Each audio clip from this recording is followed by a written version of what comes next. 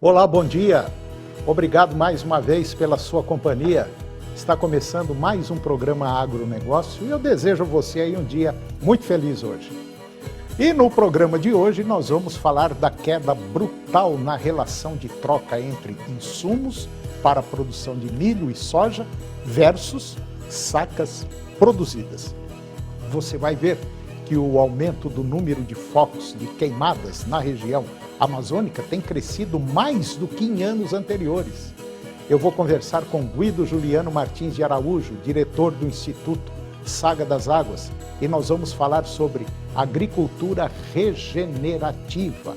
Por que os grandes compradores de grãos pelo mundo apoiam essa iniciativa? Vamos falar da região do Mato Piba, lá no norte do Brasil, que tem enorme potencial de crescimento e agora, num futuro muito próximo, você vai ver que os dois maiores países do mundo estão sofrendo com ondas de calor excessiva. E vou mostrar que a Coreia do Sul vai auditar frigoríficos brasileiros na tentativa de importação de carnes. A Coreia não compra carnes do Brasil. O programa Agronegócio já está no ar.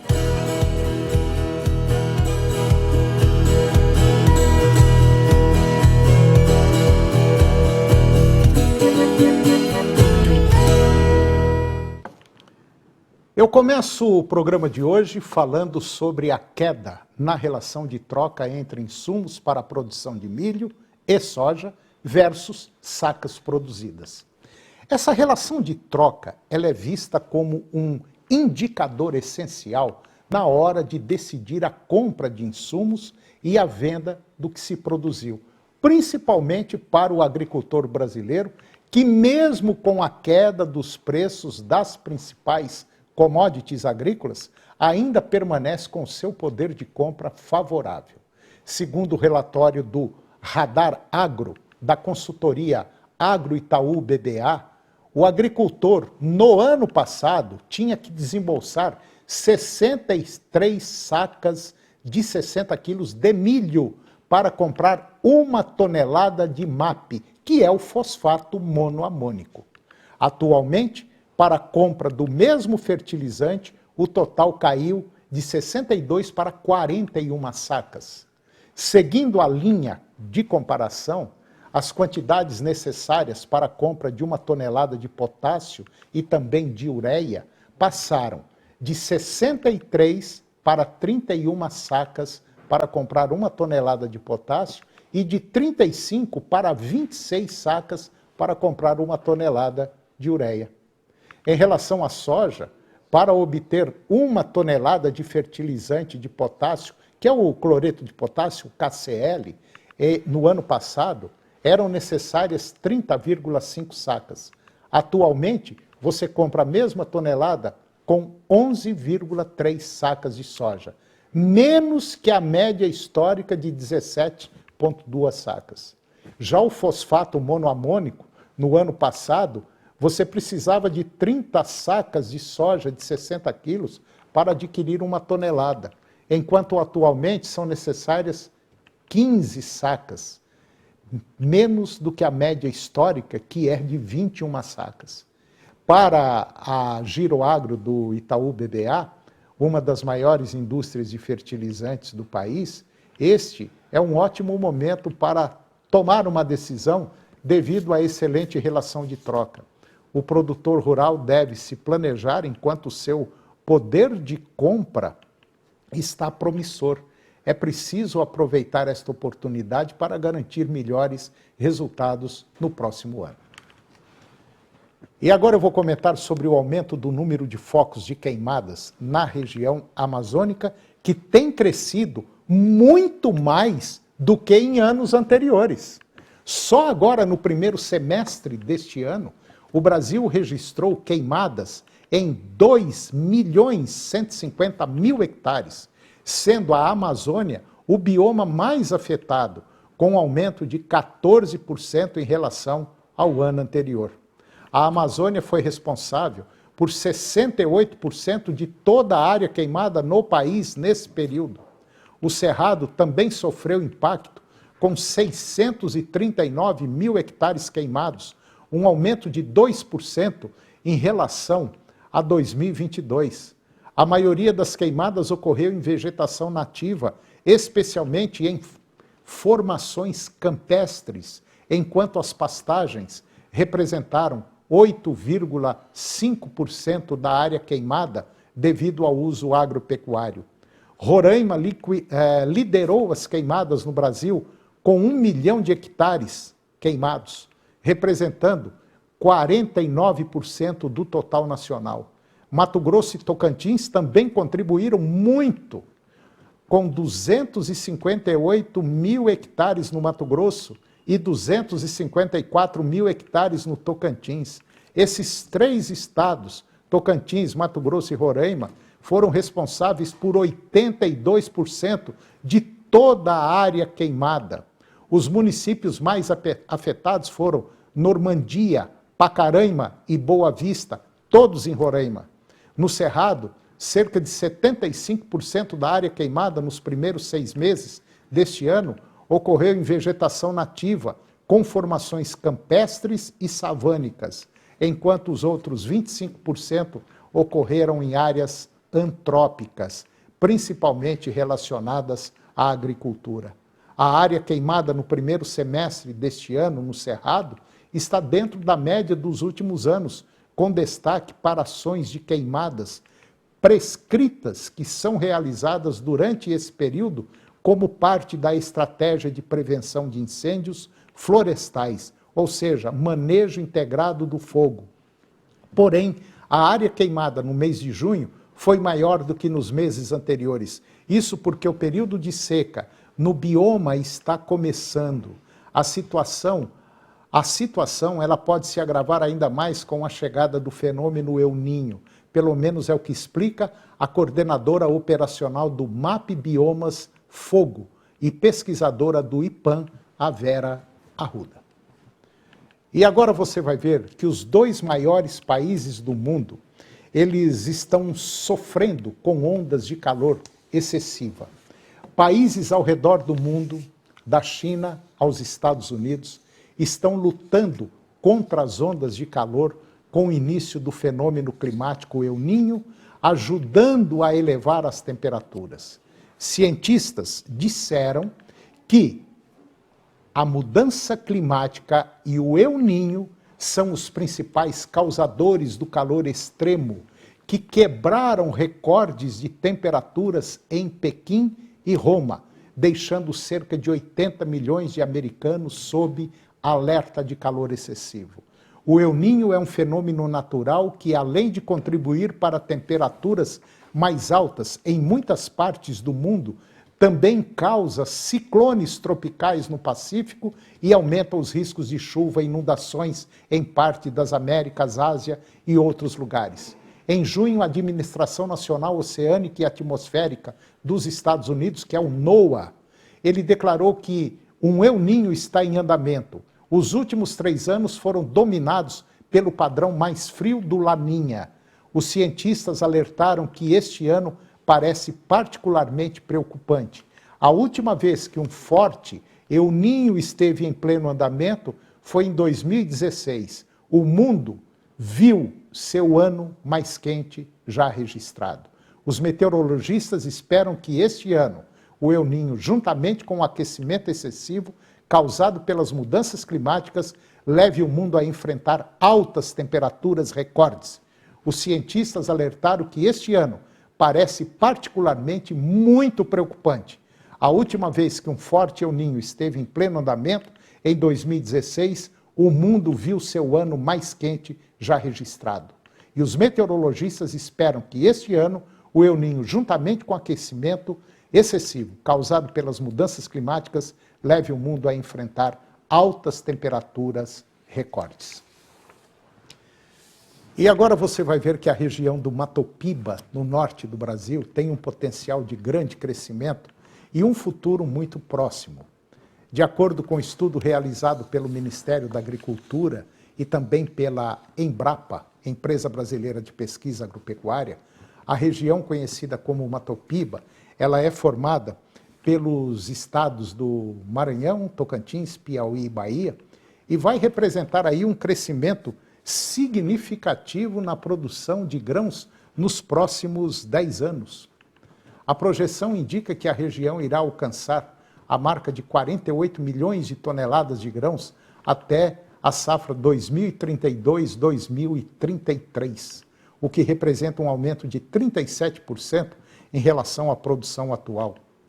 A região tem demonstrado uma dinâmica diferenciada de crescimento agrícola e nos últimos 10 anos a produção de grãos no Mato Piba já aumentou em 92%, saltando de 18 milhões de toneladas na safra 2013-2014 para os atuais 35 milhões de toneladas. Nas atividades de carnes, como a suína, de frango, a agricultura familiar também tem um papel de destaque, com participação de 51% para a produção de carnes e 46% para a agricultura familiar. Esse crescimento será impulsionado principalmente pelo aumento da produtividade nas áreas cultivadas nos 4 estados. O estudo também analisou a participação da agricultura familiar nas projeções de produção para a próxima década. Além disso, a agricultura familiar também se sobressai em outras atividades como café, leite, frutas, fumo, mandioca. O Mato Piba é uma região de grande importância para o agronegócio brasileiro e o seu crescimento na produção de grãos nos próximos anos contribuirá para o fortalecimento do setor agrícola no país. E depois do intervalo eu vou conversar com Guido Juliano Martins de Araújo, diretor do Instituto Saga das Águas, e nós vamos falar sobre agricultura regenerativa. Por que os grandes compradores de grãos pelo mundo apoiam essa iniciativa? Vamos falar da Coreia do Sul, que anunciou auditoria em frigoríficos brasileiros agora, em breve. Nós voltamos já, é um minutinho só.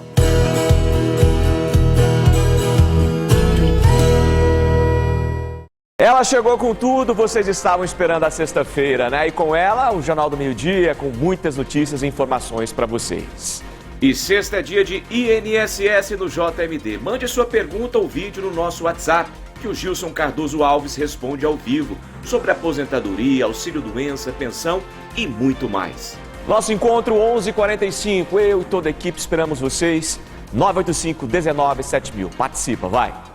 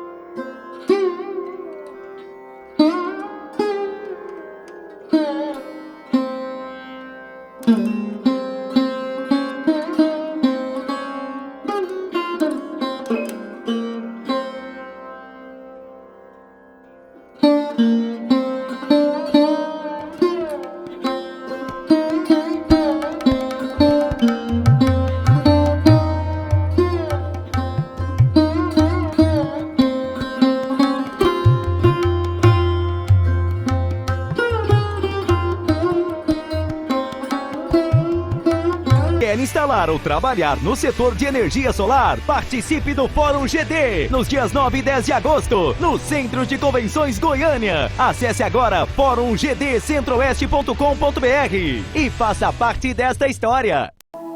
Canal TV Agro. Apoio Planalto Máquinas Agrícolas Revendedor Valtra. Goiânia, Jussara, Itumbiara e Porangatu.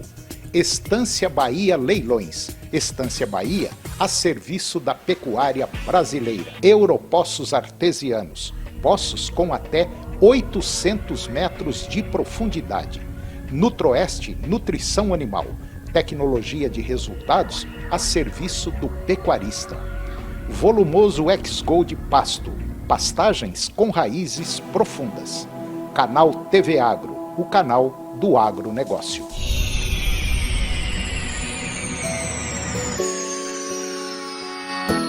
Promoção na Xerife Top Marcas Aparecida Shopping agora na Cidade Livre. Kit 3 polos só R$ 99,00. Kit 2 calças apenas R$ 109,00. Xerife Top Marcas Aparecida Shopping agora na Cidade Livre.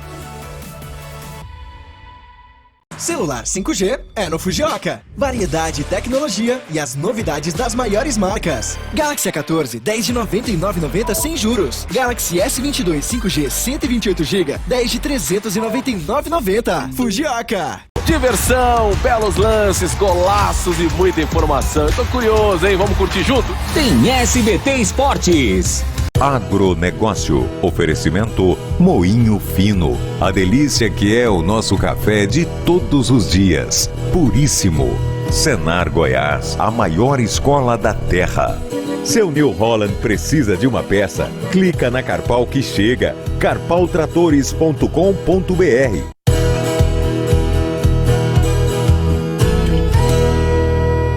Nós estamos de volta e agora vamos falar sobre um anúncio da Coreia do Sul. E esse anúncio foi repassado agora pelo ministro da Agricultura, Carlos Fávaro, que disse que a Coreia do Sul vai fazer uma auditoria na produção brasileira de suínos e bovinos em áreas livres de febre aftosa sem vacinação, agora no mês de novembro. Algo que o Brasil buscava há muito tempo. E isso poderá abrir o mercado do Rio Grande do Sul, do Paraná, de Rondônia e também do Acre e de outros estados brasileiros. A auditoria já confirmada pelo governo da Coreia do Sul. Hoje, o Brasil não exporta carne bovina para a Coreia do Sul, enquanto a exportação de carne suína brasileira é restrita à proteína proveniente apenas de Santa Catarina. Tanto a abertura para a carne vermelha quanto a ampliação para a proteína suína são demandadas antigas dos frigoríficos exportadores. Isso porque a Coreia do Sul permite somente a entrada de carne suína e bovina de áreas livres de febre aftosa sem vacinação, condição que Santa Catarina já obteve há muito tempo. Recentemente, a Organização Mundial de Saúde Animal concedeu esse status aos estados do Rio Grande do Sul, Paraná, Acre e Rondônia, e partes do Amazonas e também de Mato Grosso. Mas ainda falta o reconhecimento da condição pelas autoridades sul-coreanas. E agora eu vou conversar com Guido Juliano Martins de Araújo. O Guido, ele é o diretor do Instituto Saga das Águas, é agrônomo, e nós vamos falar sobre agricultura regenerativa. Por que os grandes compradores de grãos pelo mundo apoiam esta iniciativa? Guido Juliano, bom dia, tudo bem? Bom dia, Antônio, tudo bem. Pois é, Guido, nós estamos passando por uma onda voltada para o meio ambiente, novas práticas agropecuárias, uma mudança assim que, queira ou não, está mexendo com muita gente, se não está mexendo ainda, está pelo menos preocupando, né? E a agricultura regenerativa também faz parte dessa mudança. Eu queria que você explicasse, Guido, o que é agricultura regenerativa para alguém que às vezes não está muito ligado ao agro aí, não tem essa noção. O que é isso aí? Antônio, se nós não investirmos as atenções à pesquisa, à agricultura regenerativa, nós teremos produtividades cada vez mais baixas e a adição cada vez maior de produtos químicos. A agricultura regenerativa vem para fazer exatamente o que a natureza vinha fazendo, colocando os seres vivos em harmonia, e que a agricultura predatória, que praticada durante muitos anos no Brasil, acabou alterando o bioma, os biomas em que essa agricultura está inserida, seja em qualquer dos biomas brasileiros. Então, a agricultura regenerativa vem para colocar toda a natureza para que a gente produza alimentos com menor quantidade de agroquímicos e que os seres vivos, sejam macro ou micro-organismos, auxiliem na produção de alimentos. Então, um dos grandes avanços foi exatamente a introdução do plantio direto na palha, aonde você começa a restaurar o solo com matéria orgânica e essa matéria orgânica ela será mineralizada com o passar do tempo através dos micro-organismos. Então, diminui a quantidade de fertilizantes e aumenta os micro-organismos do solo para que se produza com agroquímicos e com fertilizantes químicos cada vez em menor quantidade. Hoje, o Brasil tem entre 65 até 69 milhões de hectares para o plantio, de plantios diversos. Quase a metade disso, o Brasil já utiliza produtos biológicos. Isso é um avanço fantástico para o meio ambiente e também uma diminuição nos custos da produção de alimentos, Antônio. Pois é, Guido, você estava falando aqui, eu estava imaginando, e eu já citei isso em programas, que, de maneira geral, a gente vem aprendendo, todo mundo aprende com o tempo, né, Guido? Com o passar do tempo, desenvolvimento tecnológico, a gente não pode culpar o produtor, porque todo mundo, no mundo inteiro, usava produtos químicos, defensivos, agrícolas, e foi assim que nós aprendemos. Só que as coisas, com o passar do tempo, elas estão mudando. E o que está acontecendo com o nosso solo? Devido ao grande uso de produtos químicos para aumentar a produção e a produtividade de grãos, de leite, de carne, o fígado do solo está arrebentado. Quer dizer, dentro de mais alguns anos, a continuar do jeito que vai, não vai dar conta de produzir mais. Então, tem que mudar. E para mudar, os produtos biológicos, plantio direto, vamos dizer aí os bioinsumos, né, Guido? Que são produtos, vamos dizer, naturais, estão fazendo esse solo regenerar. E automaticamente, novas variedades cultivares aí de milho, trigo, sorgo, soja, estão chegando no mercado, adaptando a esses produtos que está basicamente rejuvenescendo o solo. E é isso que o mundo está precisando. Exatamente.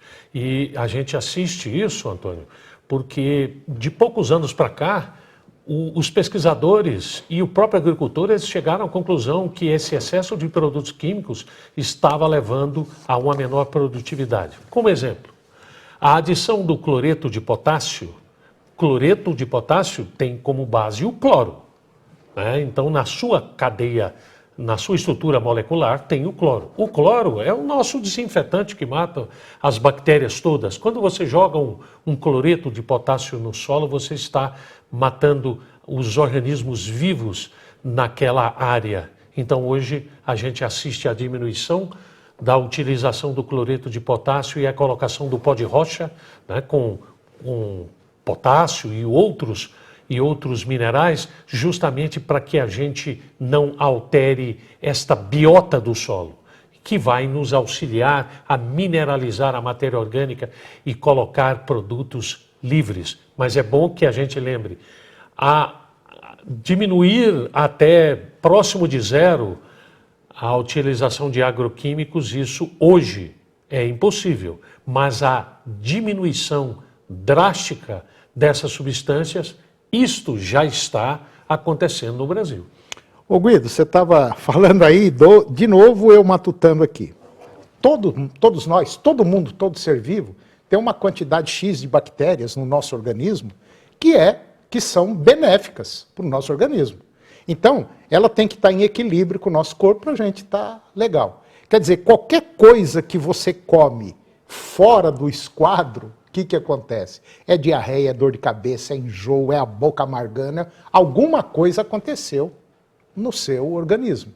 Então, você vai ter que tomar algum remédio, alguma coisa para poder equilibrar.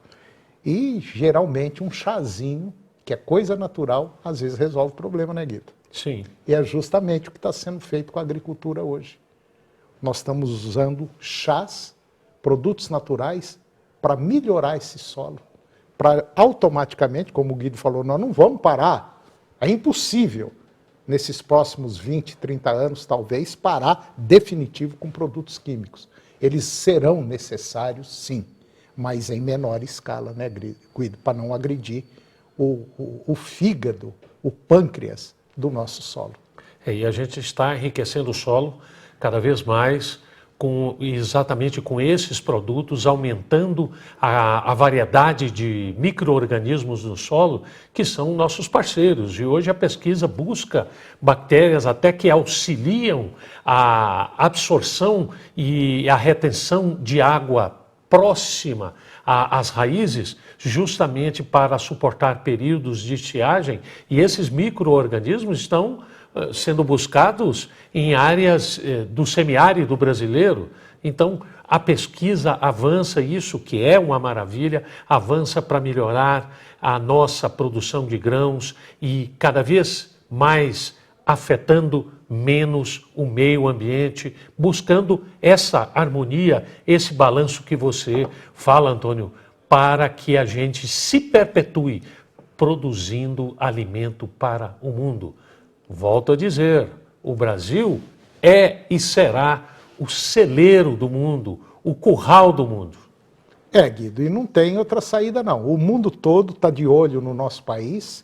Eu acho que os únicos que não estão assim de olho como deveria estar é a população brasileira de maneira geral e basicamente a maioria dos políticos, porque eu sempre disse e confirmo isso aí, reafirmo, que o setor agropecuário brasileiro é de segurança máxima. É através dele que o Brasil está se segurando. Sim. Então, tem que ser visto como um setor diferenciado. É o setor que mais emprego gera, é o setor que mais dinheiro gera, é o setor que gera uma segurança. Que segurança é essa? Comida na mesa do brasileiro. Só para você ter uma ideia, tá certo que nós estamos numa situação econômica não muito agradável, que tem muita gente passando fome no Brasil, mas a comida brasileira é considerada uma das mais baratas do mundo, né, Guido? Com certeza. Nós temos escala, né?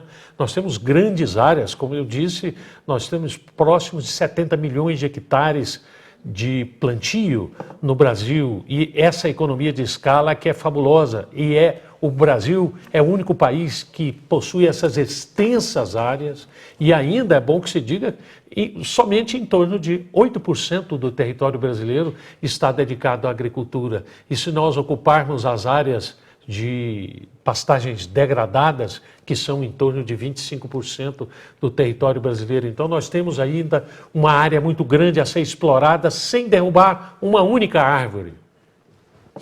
Isso é fantástico. É muito mais do que fantástico. E isso que o Guido acabou de falar, só tem aqui no Brasil. Viu? É o único país no mundo que é desse jeito. Ô Guido, mais uma vez, muito obrigado pela sua presença. Você sabe que esses temas são de altíssimo valor para nós, são informações excelentes, e eu te agradeço e até a próxima. Até a próxima. E o programa de hoje chegou ao fim. Eu termino o nosso programa com a seguinte frase: se quer viver uma vida feliz, amarre-se a uma meta, não às pessoas e nem às coisas. Muito obrigado pela sua companhia, que Deus nos abençoe e até o próximo programa. TV Serra Dourada SBT Goiânia. As notícias do esporte goiano e nacional do jeito que você gosta. Serra Dourada Esportes. Daqui a pouco, às 11h30. A seguir, Primeiro Impacto Continuação.